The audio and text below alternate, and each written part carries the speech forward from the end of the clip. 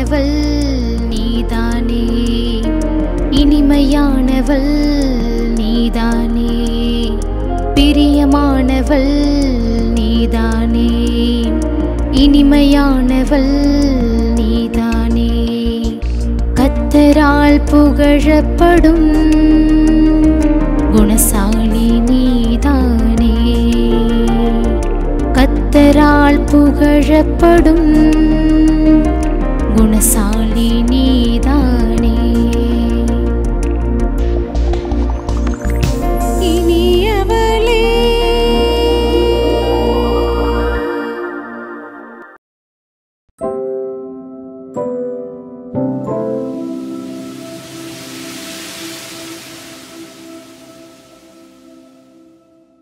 இனியவளே என்ற நிகழ்ச்சிக்கு வந்திருக்கிற உங்கள் யாவரையும் கர்த்தராகிய இயேசு கிறிஸ்துவின் நாமத்தினாலே அன்பின் வாழ்த்துக்களை தெரிவித்துக் கொள்கிறோம். இந்த நிகழ்ச்சியின் மூலம் உங்களை மீண்டும் சந்திப்பதில் ரொம்ப மகிழ்ச்சி அடைகிறேன். இப்போதும் கூட நம்மளுடைய தேவ வார்த்தையை நாம் கேட்பதற்கு முன்பாக தலைகளை தாழ்த்தி ஒரு நிமிடம் ஜெபிப்போமா? ஏசப்பா, உம்மை துதிக்கிறோம் ஆண்டவரே, ஸ்தோத்திரிக்கிறோம் அப்பா. அந்த வேளையிலேயும் உம்முடைய வார்த்தையை கேட்கும்படியாய் உம்முடைய பாதத்தில் நாங்கள் வந்திருக்கிறோம் சுவாமி. உம்முடைய வார்த்தையாகிய மன்னாவினால் எங்களுடைய இருதயத்தை நிரப்புவீராகன்னு ஜெபிக்கிறோம். உம்முடைய கிருபையுள்ள கரத்திற்குள்ளாய் எங்களை தாழ்த்தி ஒப்பு கொடுக்கிறோம். நீர் பொறுப்படுத்திக் கொள்ளும், எங்களோடு பேசும், இடைபடும். இயேசுவின் மூலம் ஜெபிக்கிறோம் நல்ல பிதாவே, ஆமேன். ஒரு பாதையோரம் ஒரு ஆலமரம் இருந்துச்சாம். அதை விட்டு கொஞ்சம் தள்ளி ஒரு முள்ளு மரம் இருந்துச்சாம். ஆனா இந்த முள்ளு மரம் ஆலமரத்தை பார்த்துக்கிட்டே இருந்துதான். எப்போ பார்த்தாலும் இந்த ஆலமரத்துல நிறைய பறவைகள், அணில், இன்னும் சில வண்டுகள் வந்துகிட்டே இருந்துச்சா. அது பாடிக்கிட்டு சந்தோஷமா நல்லா இருந்துதான். அதோட மாத்திரம் இல்ல, நிறைய விலங்குகள் அதோட நிழல்ல வந்து தங்கிட்டு போச்சான். அந்த பக்கம் வர்ற மனிதர்கள் எல்லாரும் அந்த மரத்தோட நிழல்ல நின்று சந்தோஷித்து அப்படி போனாங்களாம். ஆனா இந்த முள்ளு மரத்துக்கிட்ட யாருமே வரவே இல்லையாம். எப்போ பார்த்தாலும் அது தனிமையாவே இருந்துச்சான். அதை பார்த்துட்டு இந்த முள்ளு மரத்துக்கு ரொம்ப பொறாமையா இருந்துச்சான். அப்ப அப்படி இருந்தப்ப அந்த முள்ளு மரம் ஆலமரத்திட்ட ஒரு நாள் கேட்டுச்சான், நான் எப்பவுமே தனிமையாவே இருக்கிறேன், ஆனா நீ எப்பவுமே மனிதர்களோட, இன்னும் அநேக விலங்குகளோட, பறவைகளோட சந்தோஷமா இருக்கியே, நீ தனிமையாவே இல்லையே, எதனால அப்படின்னு சொல்லி கேட்டுச்சான். யாருமே ஏன் என்கிட்ட வரவே மாட்டேங்கிறாங்க, உன்னையவே தேடி தேடி வராங்க அப்படின்னு சொல்லி கேட்டுச்சான். அப்ப இந்த ஆலமரம் சிரிச்சுக்கிட்டே சொல்லிச்சான், நான் நிறைய நிழல் தர்றேன், அதனால என்னைய தேடி விலங்குகள், மனிதர்கள் வர்றாங்க. நிறைய கிளைகள் விட்டு, நிறைய கொப்புகள் விட்டு நான் பெரிதா வளர்றேன். அதனால என்னிடத்துல அநேக பறவைகள் வந்து கூடு கட்டுறாங்க. அது மாத்திரம் இல்ல, என்னிடத்துல அவர்களுக்கென்று கொடுப்பதற்கு இனிமையான பழங்கள் உண்டு அப்படின்னு சொல்லி அந்த ஆலமரம் சொல்லிச்சான். இதே போல நீயும் கொடுத்த அப்படின்னா உன்னிடத்திலும் அநேகர் வருவாங்க. ஆனா நீ என்ன செய்யற, உன்கிட்ட தெரியாம உன் பக்கத்துல யாரும் வந்துட்டா கூட அவங்கள வலிக்க வலிக்க குத்தி விட்டுற, அதனாலதான் உன்கிட்ட யாருமே வரமாட்டேங்கிறாங்க அப்படின்னு சொல்லிச்சான். இதே போலதாங்க நம்ம அநேகருக்கு அள்ளி கொடுப்பவர்களாக இருந்தோம் அப்படின்னு சொன்னா, அநேகரிடத்தில் நம்மளுடைய அன்பை வெளிப்படுத்துகிறவர்களாக இருந்தோம் அப்படின்னு சொன்னா, நம்மளிடத்துல அநேகர் வந்து சேர்வார்கள். நாம் அநேகருக்கு பயனுள்ளவர்களாக நம்ம மாற முடியும். இன்றைக்கும் கூட வேதத்துல நம்ம பார்த்தோம்னா, லூக்கா 6ஆம் அதிகாரம் 38வது வசனத்துல, கொடுங்கள் அப்பொழுது உங்களுக்கு கொடுக்கப்படும், அமுக்கி குலுக்கி சரிந்து விழும்படி சரியாய் அளந்து உங்கள் மடியிலே போடுவார்கள். நீங்கள் எந்த அளவைனால் அளக்கிறீர்களோ அதே அளவையினால் உங்களுக்கும் அளக்கப்படும் அப்படின்னு சொல்லி இயேசு கிறிஸ்து சொல்றாரு. லூக்கா 6ஆம் அதிகாரம் 38வது வசனத்துல இந்த வசனத்தை நம்ம வாசிக்கிறோம். பாருங்களேன், கொடுங்கள் அப்பொழுது உங்களுக்கு கொடுக்கப்படும்னு அதோட முடிக்கல, அமுக்கி குலுக்கி சரிந்து விழும்படி கொடுக்கப்படுமா. அதுவும் சரியாய் அளந்து உங்கள் மடியிலே போடுவார்கள் அப்படின்னு சொல்லப்பட்டிருக்கு. ஆமாங்க, கிறிஸ்துவுக்காக கொடுத்தவர்கள் யாரும் தரித்திரரானதில்லை. அவருக்காய் கொடுத்தவர்கள் மேன்மை அடைந்து கொண்டே போவாங்க. அப்படிதான் இந்த வேத வசனம் சொல்லுது.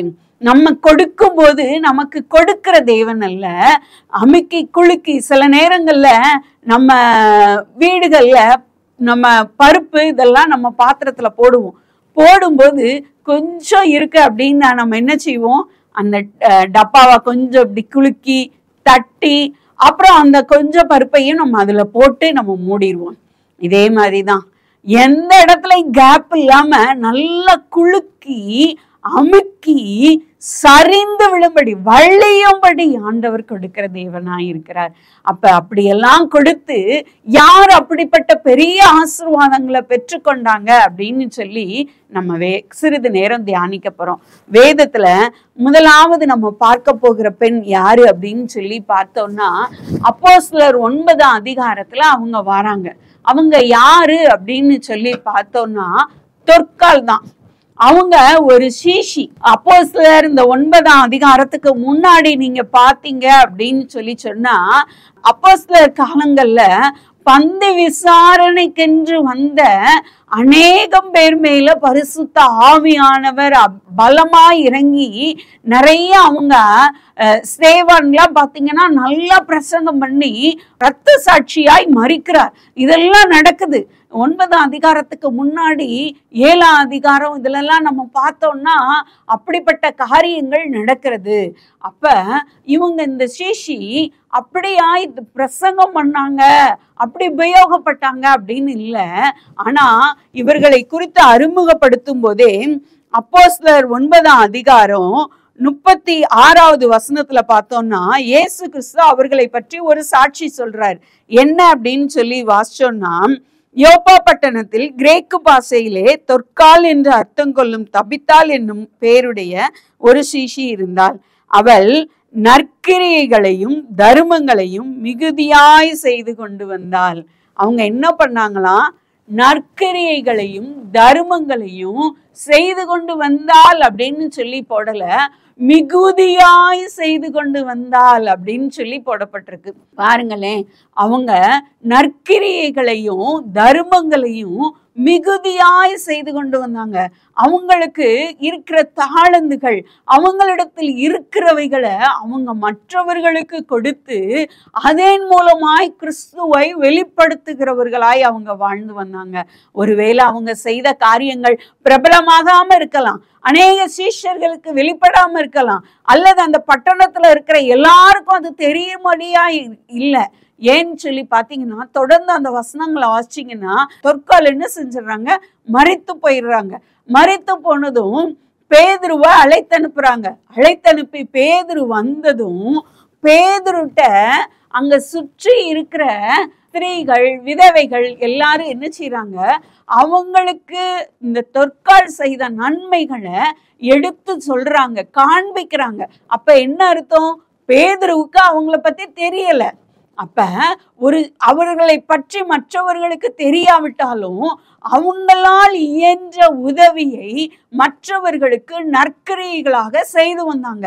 அப்படி செய்து வந்ததுனால என்ன காரியம் நடந்துச்சு அப்படின்னு சொல்லி பாத்தீங்கன்னா, அவங்க அப்படி செய்து வந்ததுனால அவங்க இறந்ததும் அவங்களை சுற்றி அநேக மனிதர்கள் கூடி வந்துடுறாங்க. அவங்கள உடனே குளிப்பாட்டுறாங்க. குளிப்பாட்டி அவங்களுடைய மேல் வீட்டறையில உட்கார வைக்கிறாங்க.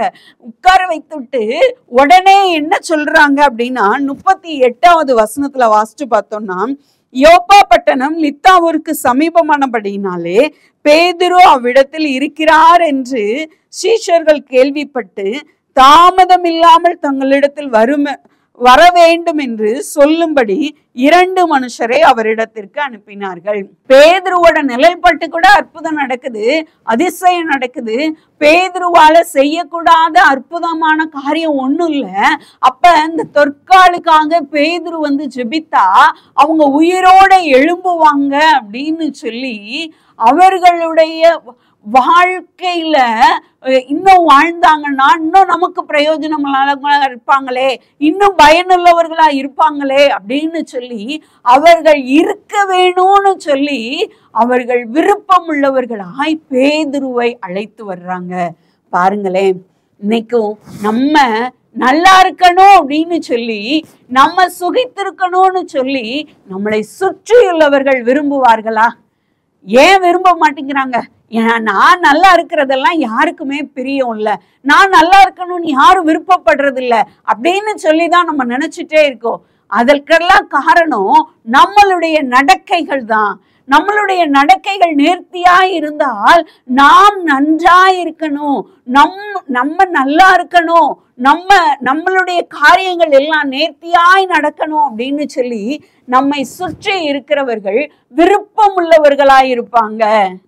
பாருங்களேன், தொற்காலுக்கு அப்படி விருப்பம் உள்ளவர்களாய் அவங்க இருந்து பேதுருவிடத்துல அழைத்து வரும்படி பேதுருவை கையோட கூட்டுவாங்கன்னு சொல்லி 2 பேரை அனுப்புறாங்க. அதோடு மாத்திரம் இல்ல, என்ன வார்த்தை அங்க சொல்லியிருக்காங்கன்னா துரிதமாய். பாருங்களேன், தொற்காலுக்கு கிடைக்க வேண்டிய ஆசீர்வாதம் தாமதப்படவே கூடாது, துரிதமா கிடைக்கணும் அப்படின்னு சொல்லி துரிதமாய் அழைத்து வரும்படி அனுப்புறாங்க. பாருங்களேன், அவங்க செய்த நற்கிரியைகளும் அவர்கள் கொடுத்த காரியங்களும் அப்படியாய் வெளிப்பட்டது. இன்றைக்கு உங்களுடைய நற்கிரியைகளின் நிமித்தம் உங்களை சுற்றி இருக்கிறவர்கள் உங்களுடைய நலனில் அக்கறையுள்ளவர்களாக மாறுவார்கள். ஏன்னா அந்த அக்கா நல்லா இருந்தா எனக்கு நல்லா செய்வாங்க, இந்த அக்கா நல்லா இருந்தா எனக்காக ஜெபிப்பாங்க, இந்த அக்கா நல்லா இருந்தா போதும் எங்களுடைய தெருவே நல்லா இருக்கும் அப்படின்னு சொல்லி உங்களுடைய நலனில விருப்பம் உள்ளவர்களா இருப்பாங்க. பேதுரு ஜெபிக்கிறார், தொற்கால் உயிர்த்தெழும்புறாங்க. உயிர்த்தெழுந்ததுக்கு அப்புறம் 42வது வசனத்துல வாசிச்சு பார்த்தோம்னா, இது யோப்பா பட்டணம் எங்கும் தெரிய வந்தது. அப்பொழுது அநேகர் கர்த்தரிடத்தில் விசுவாசம் உள்ளவர்கள் ஆனார்கள். பாருங்களேன், இதுவரைக்கும் யோப்பா பட்டணத்துல இவங்க இருக்காங்கிறதே ஒரு சிலரை தவிர நிறைய பேருக்கு தெரியாது. இவங்களுடைய நற்கிரியைகள் மற்றவர்களுக்கு தெரியாது. ஏன்னா இயேசு கிறிஸ்து மலை பிரசங்கத்துல சொல்லும் போது என்ன சொல்றாரு, நீயோ தர்மம் செய்யறது மற்றவர்களுக்கு தெரியாம இருக்கும்படி செய்யி, உன் வலதுகை கொடுக்கிறதை இடதுகை அறியாது இருக்கட்டும். அப்படின்னா என்ன அர்த்தம்? நீ கொடுக்கிறங்கிறதே நீ மறந்துரு அப்படின்னு சொல்லி ஆண்டவர் சொல்லுகிறார். அப்படி நம்ம மறக்கும் போது அந்த காரியங்களை பார்த்து தேவன் அதற்கு பலன் அளிக்கிறவராய் இருக்கிறார். அவர்களை இந்த உலகம் அறியும்படி, இந்த உலகத்தில் உள்ளவர்கள் அவர்கள் மூலமாய் தேவனை மகிமைப்படுத்தும்படி தேவன் அவர்களை பயன்படுத்துகிறார். அதோடு மாத்திரம் இல்ல, மரித்து போன காரியங்கள் உயிர் பெற்று எழும்புகிறது. மரித்த அவர்களுடைய உடல் உயிர் பெற்று எழும்புகிறது. அதே போல இன்னைக்கும் என்னுடைய காரியங்கள் எல்லாம் மரித்து போய் கிடக்கிறதே, அது எப்படி உயிர் பெறும்? நான் என்ன செய்ய அப்படின்னு சொல்லி நினைக்கிறீங்களா? உங்களுடைய நற்கிரியையை தொடங்குங்கள். தொற்கால் சீசி அவங்க நற்கிரியை தொடங்கணும்னா அவங்களுக்கு எவ்வளவு நற்கிரியைகள் செய்திருக்காங்க, தர்மங்களை செய்திருக்காங்கன்னா அவங்களுக்கு எல்லாம் அனுகூலமா இருந்துச்சு அப்படின்னு சொல்லி நம்ம பார்க்க முடியாது. ஏன்னா அவங்க ஒரு வீட்டுல தான் இருக்காங்க. அப்ப வீட்டின் காரியங்களையும் அவங்க நிறைவேற்றணும். சீஷனா அவங்க இருந்து அவங்க என்ன செய்யணுமோ அந்த கிரியைகளையும் அவங்க செய்து வந்தாங்க. அப்ப எல்லாவற்றிலும் அவங்க கர்த்தருக்கு உண்மை உள்ளவர்களா, மற்றவர்களுக்கு நற்கிரியை செய்கிறவர்களா இருந்தாங்க, தர்மங்களை செய்து வருகிறவர்களா இருந்தாங்க. அதை யாருக்கு எப்படி செய்யணும் அப்படின்னு சொல்லி அவங்க அறிந்திருந்தாங்க. விதவைகள் எல்லாரும் பேதுருவை சுற்றி நின்று அவங்க செய்து கொடுத்த அங்கிகளையும் வஸ்திரங்களையும் ஒரு இடத்துல காட்டுறாங்க. இன்னைக்கு நம்ம எப்படி இருக்கோம் யோசித்து பார்ப்போமா? நம்ம அப்படி கொடுக்கிறவர்களாக இருக்கிறோமா? நம்மளுடைய தாளந்துகள் திறமைகளை கர்த்தருக்கென்று கொடுக்கிறவர்களாக இருக்கிறோமா? தாளந்துகள் திறமைகளை நீங்க கர்த்தருக்கென்று கொடுத்து பாருங்க, அவைகள் மெருகேற்றப்படும். நீங்க கர்த்தருக்காக அவைகளை பயன்படுத்த அவைகள் மெருகேற்றப்பட்டு உங்களுடைய தாளந்துகள் அடுத்த நிலைமைக்கு உங்களை கொண்டு சேர்க்கும். அடுத்து அதன் மூலமாய் தேவன் உங்களில் மகிமைப்பட ஏதுவாய் இருக்கும். நீங்க அந்த தாளந்துகளை நீங்க உங்களுக்குள்ளேயே பெருக்கணும்னு நீங்களா முயற்சி எடுத்து நீங்களா அமைதியா அமர்ந்து கொண்டு இருந்தீங்க அப்படின்னா அதனால உங்களுக்கு அந்த தாளந்துகள் மெருகேற்றப்படாது. அந்த தாளந்துகளை நீங்க இன்னும் வளர்த்து கொள்ளவோ அதுல இன்னும் பலப்படவோ நீங்க முடியவே முடியாது. அதனால உங்களுடைய தாளந்துகளை உங்களுடைய வேலையின் மத்தியில, உங்களுடைய காரியங்களின் மத்தியில அவைகளை கர்த்தருக்கென்று நீங்கள் கொடுக்கும் போது கர்த்தர் அவைகளில் பிரியப்படுகிறவராய், மகிமைப்படுகிறவராய் இருக்கிறார். உங்களுக்கு வர வேண்டிய ஆசீர்வாதங்கள் தாமதம் இல்லாமல் வரும்படி தேவன் கிருபை செய்வார். அதோடு மாத்திரம் இல்ல, மரித்து போன உங்களுடைய காரியங்கள் எல்லாம் உயிர்ப்பிக்கப்படும். அடுத்ததா ரெண்டாவதா நம்ம பார்க்க போறது யாரு அப்படின்னு சொல்லி பார்த்தோம்னா சாரிபாத் விதவை. இவங்க என்ன செஞ்சாங்க அப்படின்னா, தன்னுடைய இல்லாமையில கொடுத்தாங்க, வறுமையில கொடுத்தாங்க. ஐயோ கொடுக்கணும் அப்படின்னா என்கிட்ட ஒண்ணுமே இல்லையே அப்படின்னு நம்ம அநேகர் சொல்லி விடுகிறோம். கொடுக்கிற அளவுக்கு எனக்கு வருமானம் இல்லையே அப்படின்னு நம்ம சொல்லிடுறோம். ஆனா இந்த சாரிபாத் விதவை கர்த்தருக்கென்று தன்னுடைய இல்லாமையில் கொடுத்தாங்க. தன்னுடைய ஜீவனத்துக்கென்று இருப்பதையே அவங்க கொடுத்தாங்க. யோசிச்சு பாருங்க, சாரிபாத் விதவைக்கு போகும்படி எலிசாவுக்கு ஆண்டவர் சொல்றாரு. அப்ப என்ன சொல்றாரு? உனக்காக ஒரு விதவைக்கு நாங்க கட்டளையிட்டு இருக்கிறேன் அப்படின்னு சொல்றாரு. 1 ராஜாக்கள் 17ஆம் அதிகாரம் 9வது வசனத்துல பார்த்தோம்னா, நீ எழுந்து சீதோனுக்கு அடுத்த சாரிபாத் ஊருக்கு போய் அங்கே தங்கியிரு, உன்னை பராமரிக்கும்படி அங்கே இருக்கிற ஒரு விதவைக்கு கட்டளையிட்டேன் அப்படின்னு சொல்லி ஆண்டவர் சொல்றாரு. ஏற்கனவே நான் அந்த விதவைட்ட நான் சொல்லிட்டேன் அப்படிங்கிறார். பாருங்களேன். ஆனா அந்த விதவைட்ட ஆண்டவர் சொன்னாரா? ஆண்டவர் வந்து பேசினாரா? அதெல்லாம் இங்கே கொடுக்கப்படவே இல்லை. ஏன்னா அந்த விதவையை தேவன் நம்புகிறார். அவ்வளவு நம்பிக்கை ஆண்டவர் சொல்றாரு. தேசமெங்கும் பஞ்சம், ஆற்றுல நீர் வற்றி போய்விட்டது, ஒன்றுமே இல்லை. ஆனாலும் தேவன் அந்த விதவையை நம்புகிறார். கொடுப்பதிலே தேவன் உங்களை நம்ப முடியுமா? எல்லா சூழ்நிலைகளும் மாறி போனாலும் கொடுக்கிற காரியத்தில் நீங்கள் உண்மையுள்ளவர்களா இருப்பீர்கள்னு தேவன் உங்களை நம்ப முடியுமா? ஆனால் இந்த சாரிபாத் விதவையை நம்பினார்.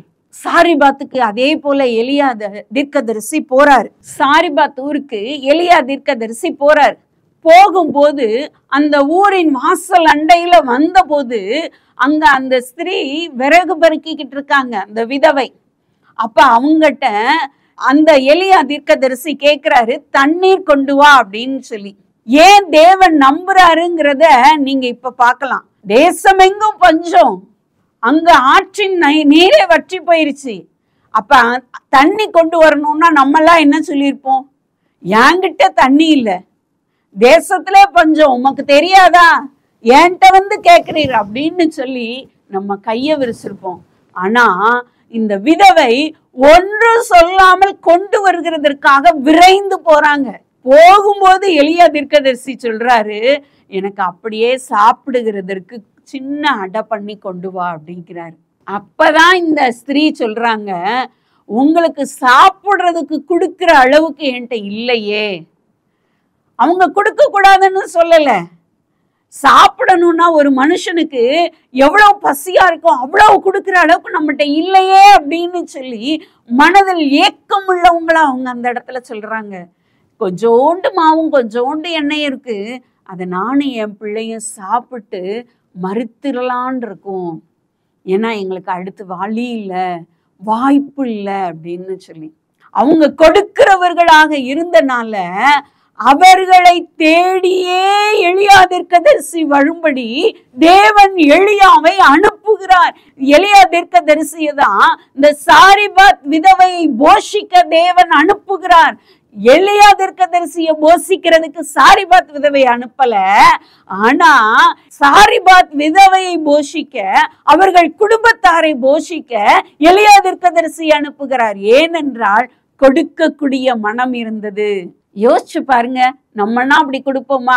அதோடு மாத்திரம் இல்ல, அவங்க தண்ணி கொடுத்தாங்க அப்படின்னு இல்ல, அவங்களுடைய பாத்திரத்துல மாவும் எண்ணெயும் குறையாம வந்துட்டே இருக்கு அப்படின்னதும் உடனே அந்த தீர்க்கதரிசிக்கு தன்னோட வீட்டுல மேலறைய அவங்க கொடுக்கறாங்க. இங்கே தங்கிருங்க, உங்களாலதான் எங்களுக்கு ஆசீர்வாதம் வந்தது, நீங்க இங்க இருங்க, உங்களை நாங்க கவனிக்கிறோம்னு. நம்ம என்ன செய்வோம்? யப்பா, நான் அவருக்கு சின்னதா ஒண்ணு கொடுத்தேன், இவ்வளோ பெரிய ஆசீர்வாதம் கிடைச்சிருச்சு அப்படின்னு சொல்லிட்டு எப்ப அவர் கிளம்புவாருன்னு காத்திருப்போம். அதுக்காக அந்த மனுஷனை இங்கே தங்க வைக்க முடியுமா? நானே ஒரு விதவை, அவர் வேற இங்க தங்கி இருந்தா என்னெல்லாம் ஊர்க்காரங்க பேசுவாங்க, எப்படியெல்லாம் பேசுவாங்க. எப்பா, அதனால நான் அவரை அனுப்பிட்டேன். சாப்பாடு கிடைக்கலன்னா வந்து இங்க சாப்பிட்டு போங்கன்னு சொல்லியிருக்கேன் அப்படின்னு சொல்லி நம்ம சொல்லிவிடுவோம். ஆனால் இந்த விதவை மனிதர்களை பார்க்காதபடிக்கு தேவனிடத்தில் அன்பு செலுத்தினபடினால அதே அன்பை வெளிப்படுத்துகிறவர்களாக அவங்க இருந்தாங்க. அப்படி இருந்ததுனாலதான் தேவன் இந்த சாரிபாத் விதவையை நம்பினார். சாரிபாத் விதவைக்காக எலியாவை அனுப்பினார். நீங்க உங்களுடைய இல்லாமையிலும் இயலாமையிலும் எல்லா சூழ்நிலையிலும் கொடுக்கக்கூடிய மனமுள்ளவர்களாய் இருந்தால் உங்களுக்கான ஆசீர்வாதம் உங்களை தேடி வரும்படி தேவன் செய்வார். ஆசீர்வாதத்தின் ஊற்றையே உங்களுக்காக அனுப்புவார். எலியா தீர்க்கதரிசி தாங்க அங்க ஆசீர்வாதத்தின் ஊற்றிற்கு காரணமானவர். அவரையே அங்க சாரிபாத் விதவை தேடி செல்லும்படி தேவன் அனுப்புகிறார். அதோடு மாத்திரம் இல்ல, உயிர்ப்பிக்கப்படும்னு சொன்னீங்களேக்கா, இவங்களுக்கு என்ன உயிர்ப்பிக்கப்பட்டது அப்படின்னு கேட்டீங்கன்னா, தொடர்ந்து கீழே வாசித்து பார்த்தீங்கன்னா தெரியும். அந்த சாரிபாத் விதவையின் மகன் வியாதிப்பட்டு மரணம் அடைந்து விடுகிறான். உடனே இவங்க என்ன பண்றாங்க? அந்த தீர்க்கதரிசிட்டே போறாங்க.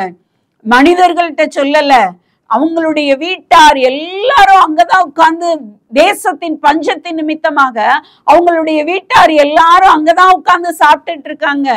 ஆனாலும் அவங்க வீட்டாரிடத்துல எல்லாம் அவங்க போய் சொல்லல, என் மகன் மறுத்துட்டான்னு.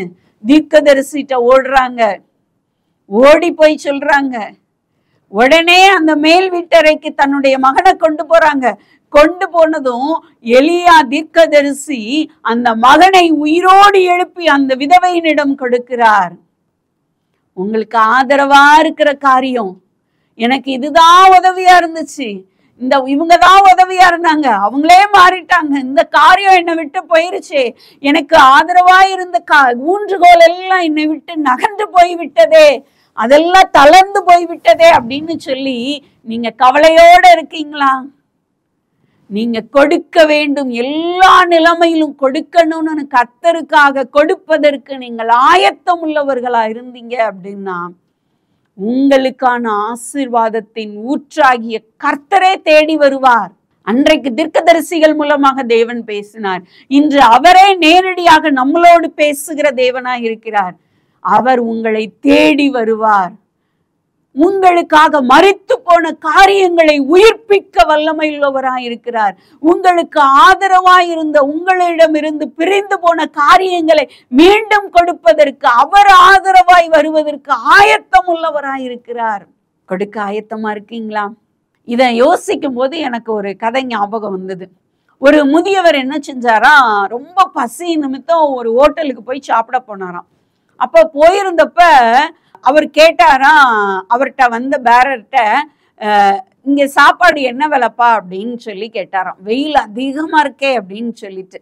உடனேயும் அவர் சொன்னாரா, ஐயா சாப்பாடு 40 ரூபா, வெயில்ல நீங்க நல்லா தயிர் ஊத்தி சாப்பிடணும் அப்படின்னு நினைச்சீங்கன்னா 50 ரூபா கொடுத்தீங்கன்னா தயிரோட உங்களுக்கு சாப்பாடு கிடைக்கும் அப்படின்னு சொல்லி சொன்னாராம்.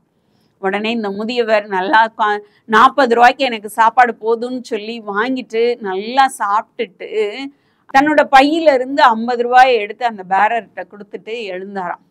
உடனே அந்த பேரர் சொன்னாரா, உங்ககிட்ட தான் 50 ரூபா இருக்குல்ல, வெயிலின் கொடுமை அதிகமா இருக்குன்னு சொன்னீங்கல்ல, ஏன் தயிர் சாப்பாடு வாங்கி சாப்பிட்டுருக்கலாம்ல அப்படின்னு. உடனே அந்த முதியவர் சொன்னாரா, என்கிட்ட இருக்கிறதே அந்த 50 ரூபா தான்ப்பா, உனக்கு கொடுக்க இல்லை வேற ரூபா, அதனாலதான்ப்பா, என்ன அன்போட விசாரித்த உனக்கு ஏதாவது கொடுக்கணும்ல, என்கிட்ட வேற ரூபா இல்லை, அதனால நான் இப்படி கொடுத்தேன் அப்படின்னு. ஆமாங்க, உலகத்துல சொல்றவங்க எல்லாம் சொல்லலாம் தனக்கு மிஞ்சினதுதான் தானோன்னு. ஆனா இயேசு கிறிஸ்து விரும்புவது நம்மளை ஒடுக்கி மற்றவர்களுக்கு நாம் கொடுக்க வேண்டும் என்று தேவன் விரும்புகிறார். நம்ம அப்படி கொடுப்பதற்கு ஆயத்தமா இருக்கிறோமா? அப்படி கொடுக்கிறனால நீங்க ஒடுங்கியே போயிட மாட்டீங்க. உங்களை தேவன் அபரிமிதமாய் ஆசீர்வதிப்பார். உங்களுடைய மரித்த காரியங்களை உயிர்ப்பிக்க வல்லவராய் இருக்கிறார். அவரே உங்களுக்கு ஆதரவாய் உங்களுக்கு தேடி வர ஆயத்தம் உள்ளவராய் இருக்கிறார். அடுத்ததா மூன்றாவதா நம்ம பார்க்கிற நபர் யாரு அப்படின்னு சொல்லி பார்த்தா ராகாப். யோசுவால 2ஆம் அதிகாரத்துல நம்ம வாசிக்கிறோம். தாவீது அப்படின்னு சொன்னா ராஜான்னு சொல்லி நம்ம சொல்லுவோம். அதே போல ராகாப் அப்படின்னா நம்ம வேசின்னு சொல்லுவோம். அவங்களுடைய வாழ்க்கை நிலைமை ரொம்ப சபிக்கப்பட்டதாய் அல்லது ரொம்ப அவமானத்தின் மத்தியில, நிந்தையின் மத்தியில அவங்களுடைய வாழ்க்கை இருந்தது. ஆனாலும் அதிலும் அவங்க தன்னுடைய உள்ளத்தை ஆண்டவருக்கு என்று கொடுத்தார்கள். தங்களிடத்தில் தொற்கால் தன்னிடத்தில் உள்ள தாளந்தை கர்த்தருக்கென்று கொடுத்தாங்க. சாரிபாத் விதவை தன்னிடத்தில் உள்ளதை கர்த்தருக்கென்று கொடுத்தாங்க. இந்த ராகாப் தன்னுடைய உள்ளத்தையே கர்த்தருக்கென்று கொடுத்தாங்க. அவங்களுடைய நிந்தை அவமானம் மத்தியில அவங்க இருந்தாலும் வேவு பார்க்க வந்தவர்களை அவங்க அந்த இடத்துல தங்க வைக்கிறாங்க. அவங்ககிட்ட வர்ற எல்லாரையும் அவங்க ஏற்றுக்கொள்ளுகிறது வழக்கம்தான். ஆனா அதே போல இவர்களை ஏற்றுக்கொள்ளவில்லை. வர்ற எல்லாரையும் ஏற்றுக்கொண்டு உடனே வெளியே அனுப்பி விட்டுருவாங்க. ஆனா இவர்களை ஒழித்து வைக்கிறார்கள். தன்னுடைய வழக்கத்திற்கு மாறாக ஒழித்து வைக்கிறாங்க. ஏன் அப்படின்னா அவங்க ஏதோ ஒரு சந்தர்ப்ப சூழ்நிலைகள்னால தள்ளப்பட்டு இப்படிப்பட்ட ஒரு காரியத்துல இருக்கிறாங்க. பாவத்திலும் நிந்தையிலும் அவமானத்திலும் அவங்க இருக்கிறாங்க. ஆனா தேவனை பற்றி, இஸ்ரவேலின் தேவனை பற்றி அவங்க அறிந்ததும், இஸ்ரவேல் ஜனங்களை தேவன் வழிநடத்தினதை அறிந்து கொண்டதும் அவர் மேல் விசுவாசம் உள்ளவர்களாய் மாறுகிறாங்க. அவரோடு ஐக்கியம் வைத்துக் கொள்ள விரும்புறாங்க. ஐக்கியம் வைத்துக் கொள்ள விரும்பினாலதான் அவர்களை ஒழித்து வைக்கிறாங்க. ஒழித்து வைக்கிறதோடு மாத்திரம் இல்ல, அந்த அவங்கள தேடி அந்த ஊர்க்காரங்க வந்ததும் அவங்கள வீட்டை விட்டு வெளியே அனுப்பிட்டு அவங்க வீட்டின் கதவை பூட்டிட்டு என்ன சொல்றாங்க அப்படின்னா, யோசுவா 2ஆம் அதிகாரம் 13வது வசனம் வாசிச்சு பார்த்தீங்க அப்படின்னா, நீங்கள் என் தகப்பனையும் என் தாயையும் என் சகோதரரையும் என் சகோதரிகளையும் அவர்களுக்கு உண்டான எல்லாவற்றையும் உயிரோடே வைத்து எங்கள் ஜீவனை சாவுக்கு தப்புவிக்கும்படி எனக்கு நிச்சயமான அடையாளத்தை கொடுக்க வேண்டும். இந்த எரிகோ பட்டணத்துல இருக்கிற எல்லாரையும் நீங்க அழிச்சு போட்டாலும் பரவாயில்ல, நான் அழிந்து போக விரும்பல, உங்களுடைய தேவனோடு நான் ஐக்கியம் வைக்க விரும்புகிறேன் அப்படின்னு சொல்லி, நான் மட்டும் இல்ல, என்னுடைய தகப்பன், தாய், என்னுடைய சகோதரர், உற்றார், உறவினர் எல்லாரும், என்னுடைய நண்பர்கள் எல்லாருமே கூடும் நான் காக்கப்படணும்னு விரும்புறேன்னு இருந்தாங்க. இன்றைக்கும் நீங்க இயேசு கிறிஸ்துவை பற்றி அநேக முறை கேள்விப்பட்டுக்கிட்டே இருக்கீங்க. ஆனா அவருக்கென்று உங்கள் உள்ளத்தை கொடுத்திருக்கிறீங்களா? யோசித்து பாருங்க. அவருடைய அற்புதங்களை நீங்க ருசிச்சிருக்கலாம், அவருடைய அதிசயங்களை நீங்க கண்டிருக்கலாம். ஆனா அவருக்கென்று உங்கள் உள்ளத்தை கொடுத்திருக்கிறீங்களா? அவங்க கொடுத்தது நிமித்தமாக அந்த ராகாப் என்ன செய்யறாங்க? காக்கப்படுறாங்க. அவங்க மாத்திரம் இல்ல, அவங்களுடைய வீட்டுல அன்னைக்கு அவங்களுடைய தாய், தகப்பன், அவங்களுடைய வீட்டார் எல்லாரையும் கூப்பிட்டு வந்து வச்சிருக்கிறாங்க. அவங்க எல்லாரும் காக்கப்படுறாங்க. காக்கப்பட்டது மட்டும் இல்ல, இஸ்ரவேல் ஜனங்களோட ஒருவராக அவங்க வாழ்றாங்க. வாழ்றதோடு மாத்திரம் இல்ல, பரிசுத்த தேவனோடு ஐக்கியம் வைத்து பரிசுத்தமாய் தன்னை காத்து கொள்றாங்க. பரிசுத்தத்துக்கு உதாரணத்துக்கு சொல்லுங்க அப்படின்னா நம்ம யார சொல்லுவோம்? யோசேப்ப சொல்லுவோம். அடுத்தது போவாச சொல்லுவோம். போவாசும் வாலிப வயதுல கற்புள்ளவளாய் நடந்து கொண்டார், ஞானமாய் நடந்து கொண்டார். அப்படிப்பட்ட போவாசை பெற்றெடுத்த தாய் தான் இந்த ராகாப். அப்படி தன்னுடைய மகனை வளர்க்கணும்னா அவங்க எவ்வளவு பரிசுத்தமா இருந்திருப்பாங்க, யோசிச்சு பாருங்க. அவர்களுக்குள்ள அப்படிப்பட்ட எண்ணமும் வாஞ்சையும் இருந்தது. இந்த தேவனோட நான் ஐக்கியம் வைக்க மாட்டேனா, இந்த தேவனோட நான் இருந்துட மாட்டேனா, இந்த ஜனங்களோட நான் வாழ்ந்துட மாட்டேனான்னு அந்த எண்ணமும் விருப்பமும் இருந்ததுனால வேவு பார்க்க வந்த ஜனங்களை ஒழித்து மறைத்து வைக்கிறாங்க. அவர்களை தப்பி போகும்படி செய்கிறாங்க. அதனால அவங்க இயேசு கிறிஸ்துவின் சந்ததியில அவங்களுடைய பெயர் இடம்பெறுகிறது. அவர்களுடைய சந்ததியில இயேசு கிறிஸ்து பிறக்கிறாரு. பாருங்களேன், எவ்வளோ பெரிய ஸ்லாக்கியம். அதே போலதாங்க அவர்களுடைய மரித்து போன உள்ளம் உயிர்ப்பிக்கப்பட்டது. இன்றைக்கும் என்னுடைய உள்ளம் மரித்து போயிடுச்சே, என்னுடைய காரியங்கள் எல்லாம் மரித்து போய்விட்டதே, நான் என்ன செய்ய அப்படின்னு நினைக்கிறீங்களா? கொடுக்க வேண்டும் என்கிற எண்ணத்தோடு இருங்க. தேவன் உங்களுடைய வாழ்க்கையில மரித்து போன காரியங்களை உயிர்ப்பிக்க வல்லமை உள்ளவராயிருக்கிறார். சாரிபாத் விதவையை தேடி எலியா தீர்க்கதரிசியை அனுப்பினது போல உங்களை தேடி ஆசீர்வாதத்தின் ஊற்றாகிய அவரே கடந்து வர வல்லமை உள்ளவராயிருக்கிறார். அப்படியே இருந்த இடங்கள்ல கண்களை மூடி நாம் ஜெபிப்போமா? ஏசப்பா, உம்மை துதிக்கிறோம் ஆண்டவரே, ஸ்தோத்திரிக்கிறோம் அப்பா.